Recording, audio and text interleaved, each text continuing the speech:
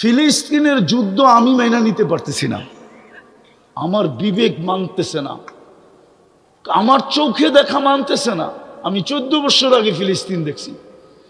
আমি তো দেখি খলিলের কবর, ওইখানে বোম ফাটে কি করে? কবর তো খলিলের, খলিল বুঝেন, ইব্রাহিম খলিলের কবর। আমি তো চোখে দেখে বলতেছি, কবর আমার সামনে, এখন আপনাকে দেখাইতে পারতেছি না। খলিলের কবর যেখানে, ওইখানে বোম ফাটে কি করে? মুসা আলাইহিস সালামের কবর যেখানে, ওইখানে বোম ফাটে কি করে? মুসলমানের প্রথম কেবলা যেখানে, ওইখানে বোম ফাটে কি করে? 70 জন নবীর কবর যেখানে এখনো চিহ্নিত, ওইখানে ফাটে কি করে? ইতিহাস তো বলে দিয়ারুল আম্বিয়া, 4 জন নবী ব্যতীত, অল্প কয়েকজন নবী ব্যতীত 1.25 লক্ষ সব নবী শামে আসছে, আর শামের ক্যাপিটাল হলো ফিলিস্তিন আদি যুগ থেকে। ওইখানে বোম ফাটে কি করে?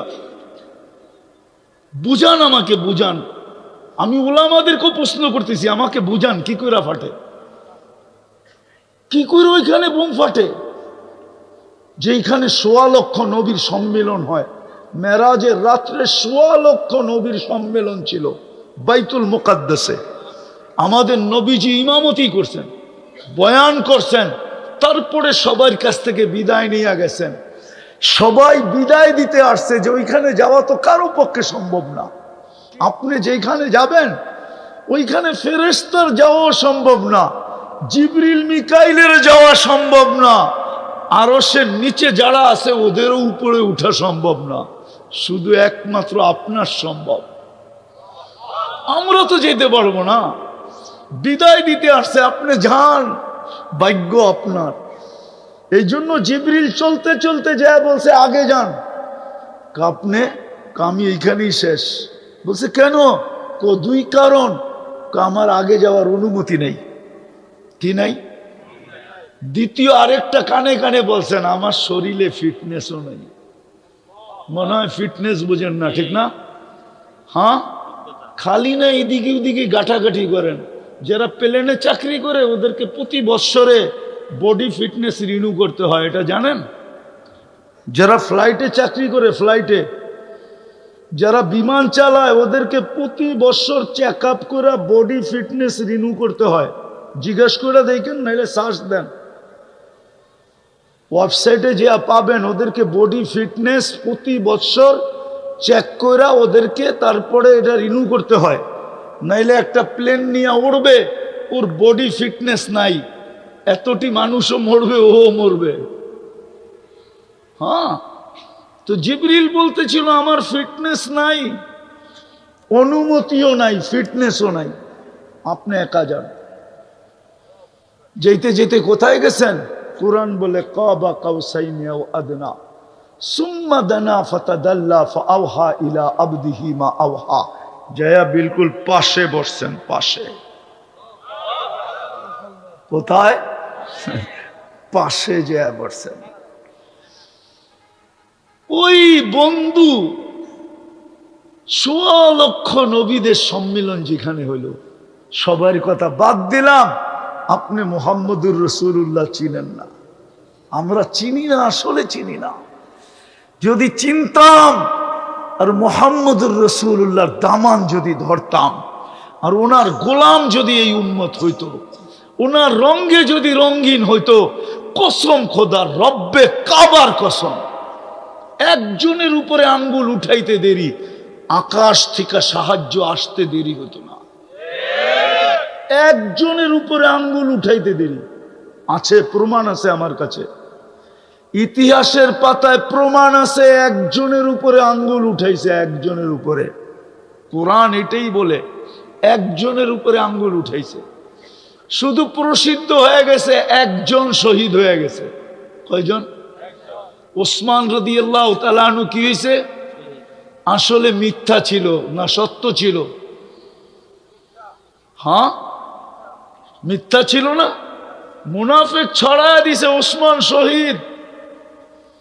আল্লাহ রসুল সাহাবাদেরকে পরামর্শ করছে, কি করবা, ওসমান তো শহীদ হয়ে গেছে। বলছে রক্তের বদলা নিয়ে তারপরে যাব।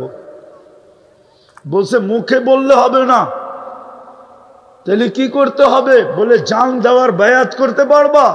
বলে পারবো না। তো পারবো না কেন? হাত বাড়ান। তো বায়াতে রেজওয়ান চলতেছে, ভালো মতে বায়াতে রেজওয়ান চলতেছে। বায়াতে রেজওয়ান চলতে চলতে চলতে চলতে গাছের নিচে, ওই গাছ এখনো আছে, বায়াতে রেজওয়ান চলতেছে। চলতে চলতে যখন সবার বায়াত শেষ, তো উপর থেকে আয়াত আসতেছে, ইয়াদুল্লাহি ফাওকা আইদিকুম। আল্লাহ বলে তোমরা একদিকে গেলে গা, আমি একদিকে থেকে করবোটা কি? ও আল্লাহ, আপনি বইলা দেন না এটা মিথ্যা। আমি আর একা থেকে করব কি? আমিও তোমাদের সাথে। মনে হয় বুঝাইতে পারিনি। আল্লাহ বুঝাইছে কিয়ামতের সকাল পর্যন্ত এইটাই উসুল। আমার বন্ধুর যদি হয়ে যাও, এই জন্যই তো কবি বলছেন, क्या वफा तूने मोहम्मद से तो हम तेरे हैं, क्या वफा तूने मोहम्मद से। আমি তো যুবকদেরকে এটাই বলি, আরে হইতে যদি চাও মডেল, তাহলে নবীর গোলাম হিসাবে মডেল হও। হইতেই যদি চাও ফেমাস, তো নবীর গোলাম হিসাবে ফেমাস হও। হইতেই যাও যদি আপডেট, তাহলে নবীর গোলাম হিসাবে আপডেট হও। হইতেই যদি চাও ডিজিটাল, তাহলে নবীর গোলাম হিসাবে ডিজিটাল হও। যদি হইতে চাও সুপার ডিজিটাল, তো নবীর গোলাম হিসাবে হও। দেখো না জমিন তোমাকে সেলুট দেয় কি করে। আমি হাদিস দিব, রব্বে কাবার কসম, যুবক তুই চলবি, জমিন তোকে সেলুট দিবে আর বলবে মাতা মাসিরু কাফি বাতনি, তুই আমার পেটে কবে আসবি, তোকে আমি আপ্যায়ন করব। কবে আসবি বল? কিতাবে আছে, জমিন তোমাকে সেলুট দিবে। আর ফেরেশতা তো দিবেই দিবে, নাইলে কোরআন কেন বলবে তাতানাজ্জালু আলাইহিমুল মালাইকা? ফেরেশতা কি আইসা তোমার চেহারা দেখবে? আইসা প্রথমে সেলুট দিবে। ইসলামের চেয়ে ভালোবাসা দুনিয়ার কোনো ধর্ম শিখায় নাই। আজকের কথা না, বহুত দিন আগের কথা। ইতিহাস তো আমরা পড়ি না, আমরা যা পেপারে পাই ওইটাই পড়ি, ফেসবুকে যা পাই ওইটাই পড়ি। আসল ইতিহাস তো আমরা পড়ি না। স্পেনে যখন মুসলমানদের সাথে হারে, তো ওইখানে একটা তর্ক বিতর্ক ছিল। তর্ক বিতর্কের ভিতরে সবচেয়ে প্রথম তর্ক বিতর্কের ভিতরে যেটা ছিল, যে কোন ধর্মে এরকম একটা শব্দ আছে যেই শব্দটা সারা দুনিয়ার মানুষকে একসাথে জুড়তে পারে।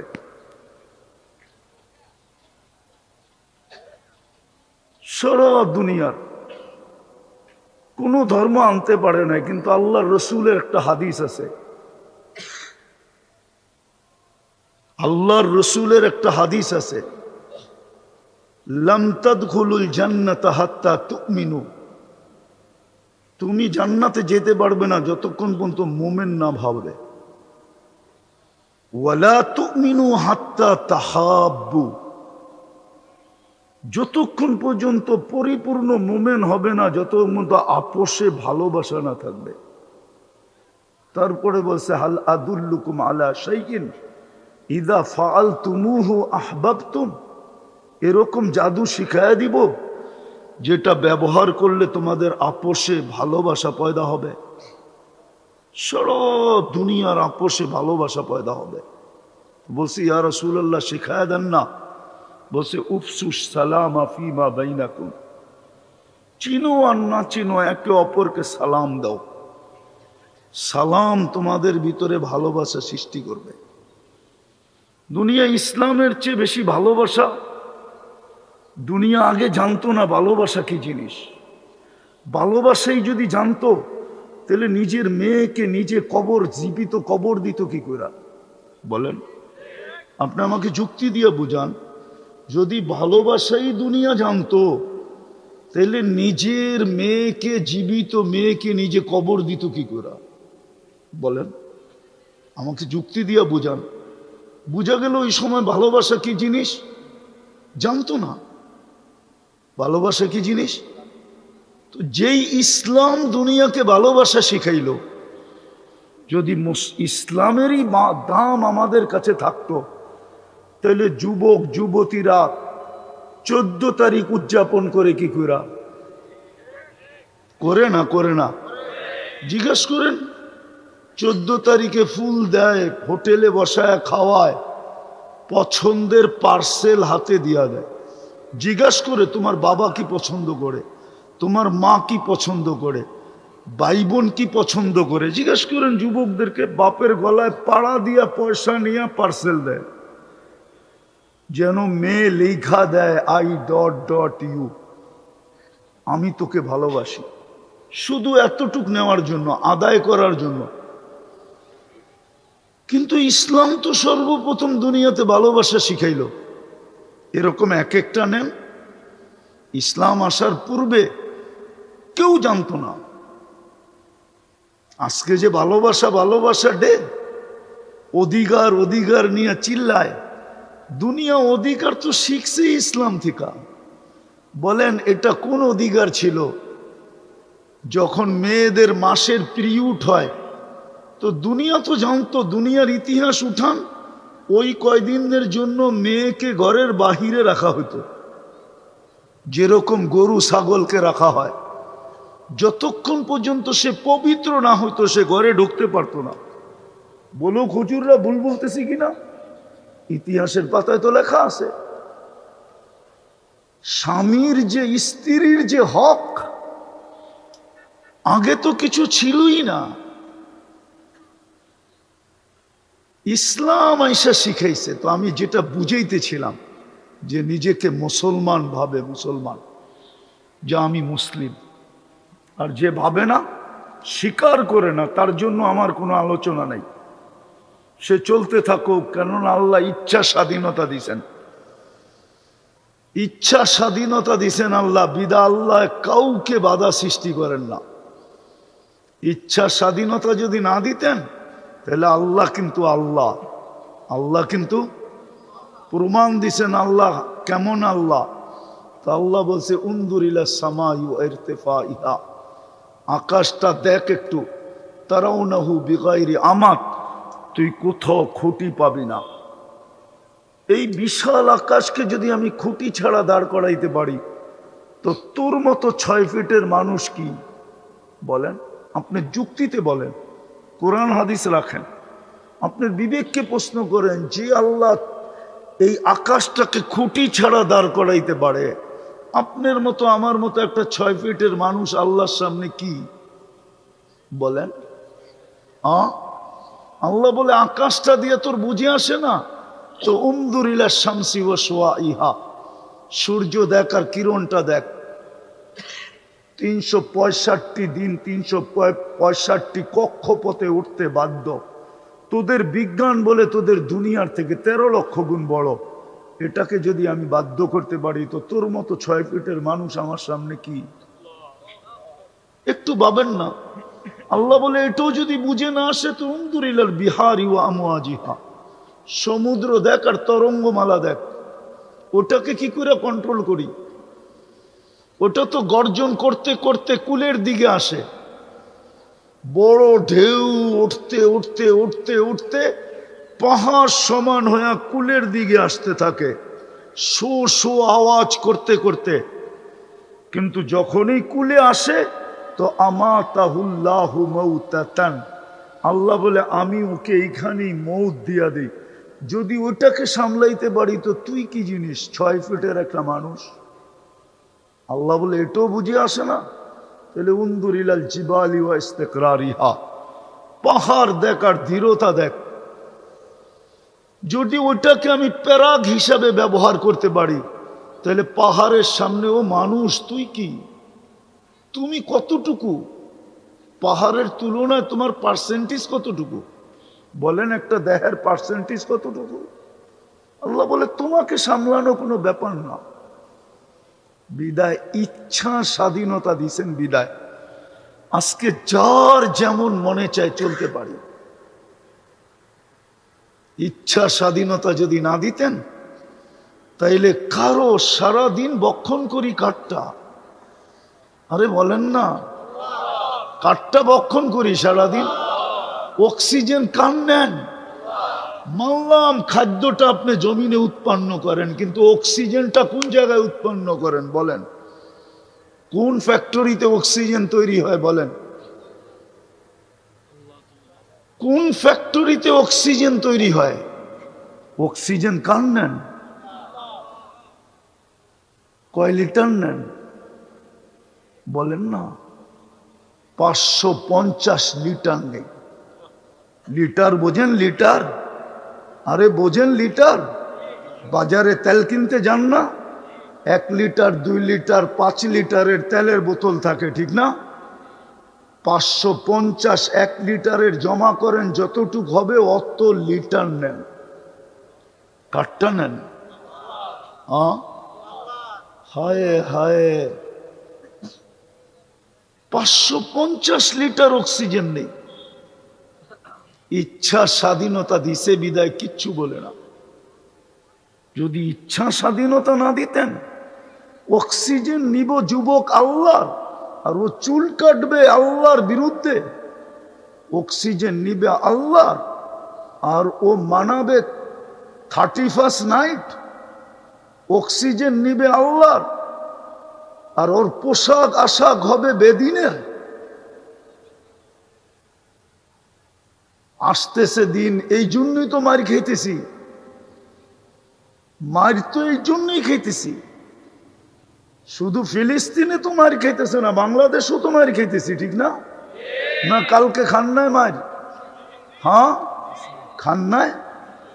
এত সুখে থাকার পরেও আমরা তো দুনিয়া ঘুরি, আমরা চিনি। বাংলাদেশের হিন্দুরা তো বাংলাদেশে যতটুকু সুখে আছে, কথায় কথা বলতেছি কারো বিরুদ্ধে না, এতটুক সুখে তো ইন্ডিয়াও নাই। আমরা চিনি ওইখানে বৈষম্য আছে, বৈষম্য। উচ্চ উচ্চ ধরনের হিন্দু, মিডিয়াম ধরনের হিন্দু, নিম্ন ধরনের বংশের দিকে বৈষম্য আছে ওইখানে। উচ্চ বংশের, নিম্ন বংশের। আমাদের দেশে তো কোনো বৈষম্য নাই। যদি বৈষম্য থাকতো তাইলে আমি একজন এমপির নাম বলবো, 3বার এমপি হয়েছে। ও এমপি হয়তো হয় কি কইরা? ও তো দাস ছিল, দাস। হিন্দুদের ভিতরে নিম্ন বংশ হলো দাস। দাস চিনেন? দাস কাকে বলে? হ্যাঁ নাম বলেন না, দাস চিনেন? দাস কাকে বলে? বিক্রমপুরের মানুষ দাস চিনেন না আপনারা? কে? আরে না, হিন্দুদের দাস ভিন্ন। হিন্দুদের ভিতরে দাস বলে যারা মাছ ধরে, ওরা। ও 3বার করে কি করে বাংলাদেশের সংসদ সদস্য হয়?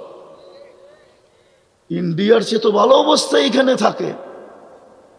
তারপরও তো যা গটার কইটা গেছে, এটা আমার আলোচনার বিষয় না, শুধু মনে উঠলো এই জন্য বলতেছি। দুর্দশার শিকার আজকে কেন আমরা? তো যেটা বলতেছিলাম, আল্লাহ ইচ্ছা স্বাধীনতা দিছে বিদায় 24 ঘন্টা ভোগ করে কার? আল্লাহরটা ভোগ করবে, আর ও চুল কাটবে আল্লাহর বিরুদ্ধে। আল্লাহরটা ভোগ করবে আর মানাবে 14 তারিখ। আল্লাহরটা ভোগ করবে আর ও উদযাপন করবে 31st নাইট। আল্লাহরটা ভোগ করবে 24 ঘন্টা। যুবকের বাহাদুরির উৎস কি বলেন তো? যৌবন। যৌবন, ঠিক না? যৌবন কে দিছে? যুবকের বাহাদুরির উৎস কি? রূপসীর বাহাদুরির উৎস কি? টাকাওয়ালার বাহাদুরির উৎস কি? টাকা কে দিছে? সম্পত্তিওয়ালার বাহাদুরির উৎস কি? কি? উনি যেরকম বলে আমি এটার মোতাল্লি, মেনা নিলাম, ঠিক আছে। জমিনের মালিক কে বানাইছে? হ্যাঁ, ওনার মোতাল্লি হওয়ার উৎস কি? ব্যক্তির শরীরটা, দেহটা, নামটা, বংশটা, জমিনটা। কি? জমিনের মালিক কে বানাইছে? রাগ হয়েন না, আমি বুঝাইতে চাইতেছি একটা জিনিস, বুঝের প্রয়োজন। নাইলে এটা সত্য, আমাদেরকে মার খাওয়াবে, এতে কোনো সন্দেহ নাই। কোরআনে আছে, কোরআনে তোমাদেরকে আমি মার খাওয়াবো। আর মায়ের এই জন্য খাওয়াবো, এই জন্য খাওয়াবো। হায় হায়।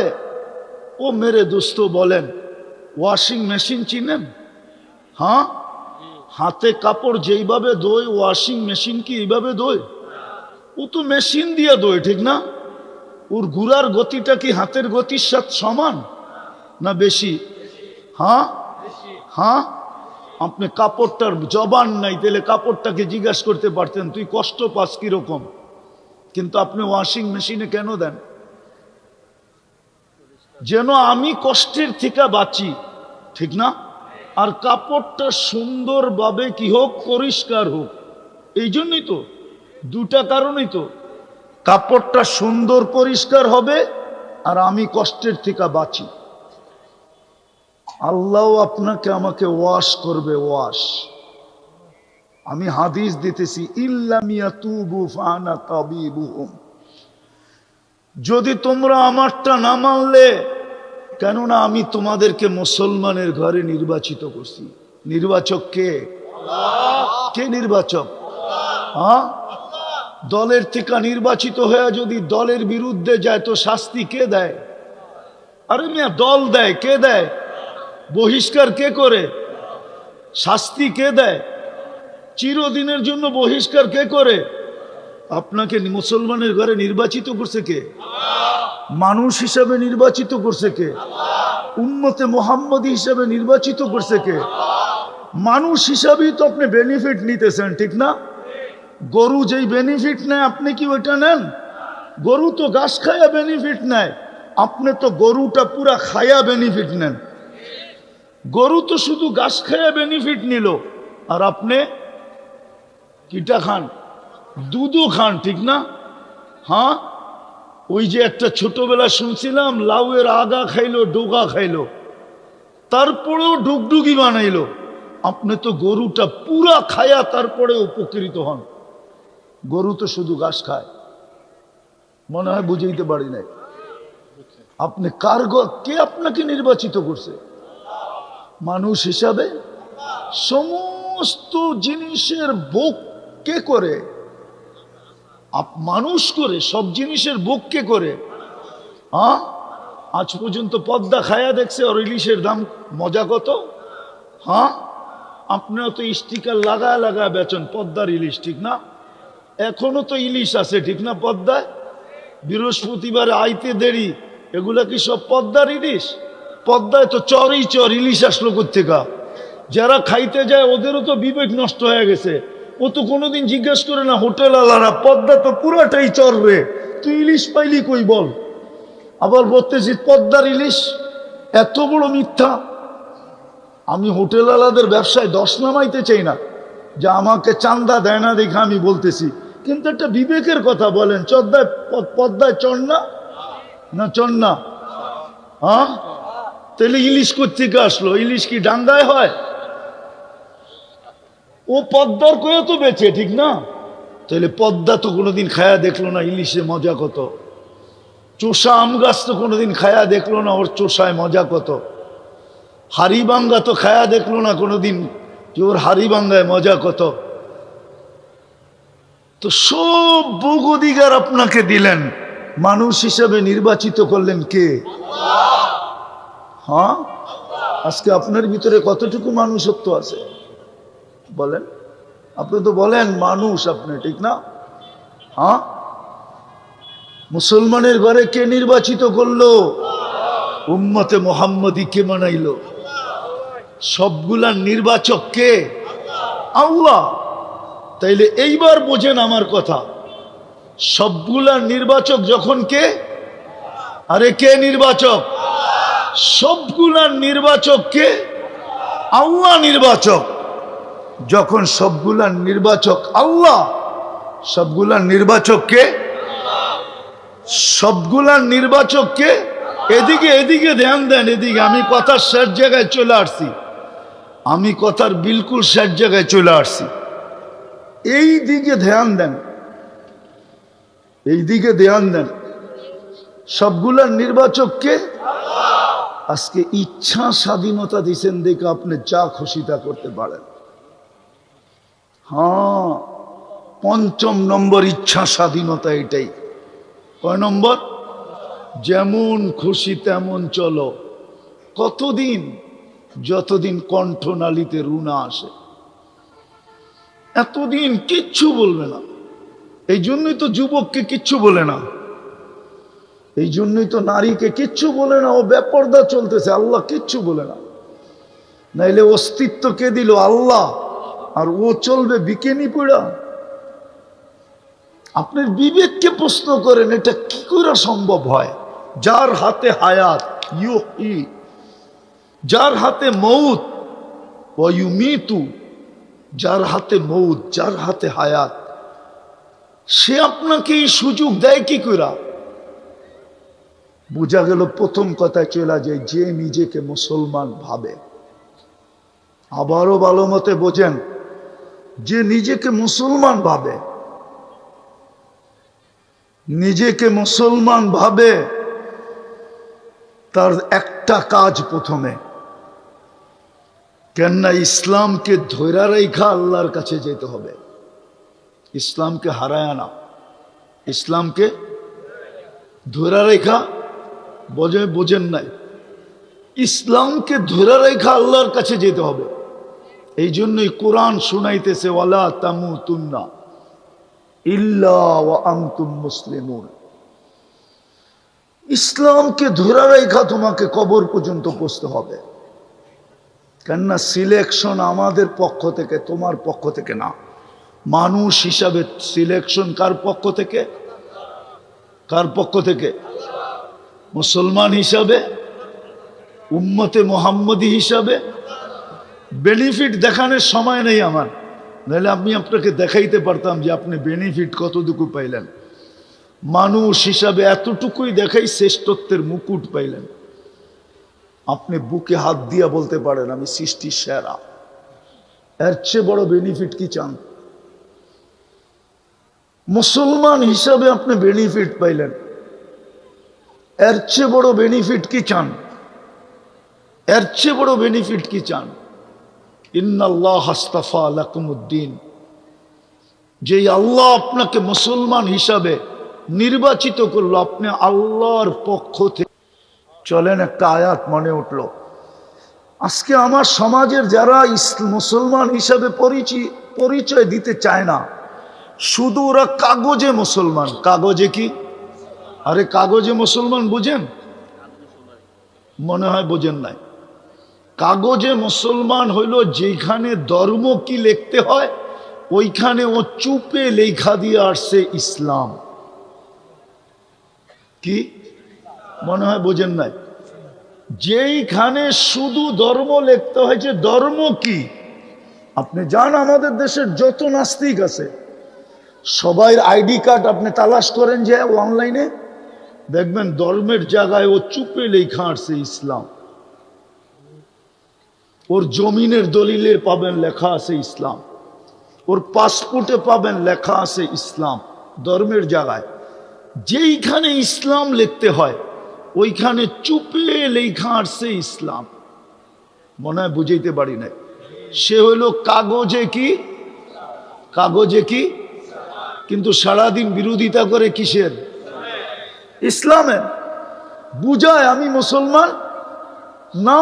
ওই যে ফেরাউনের মতো সারাদিন শুনছি উলামাদের থেকে, সারাদিন বলতো আমি খোদা খোদা খোদা খোদা।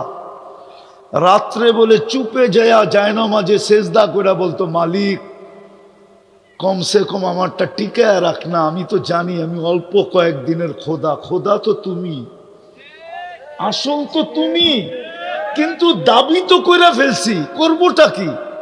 কমসে কম কয়েকদিন আমাকে টিকায় রাখো, তুমি বাঁচায় রাখো। তো রাত্রে যে চুপে চুপে কি বলতো?